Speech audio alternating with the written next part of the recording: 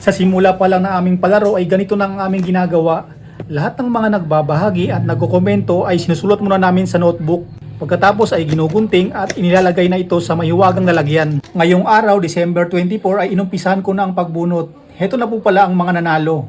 Dito po banda sa aking pagbunot ay wala na po itong cut, dire-diretso na po ito. Bubunot naman tayo ngayon ng 4. At ang unang nanalo ay si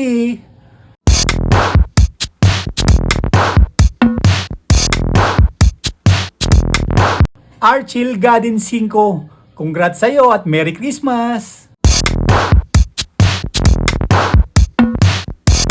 Heto naman at bubunot naman ako ng ikalawang mananalo. At ang ikalawang nabunutan ay si Anisha Magante.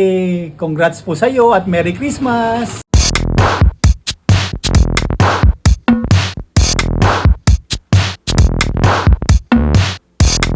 Ang ikatlong nanalo naman ay si Ilaige Loida. Congrats po sa iyo at Merry Christmas! At ang ikaapat na maswerteng nanalo ay si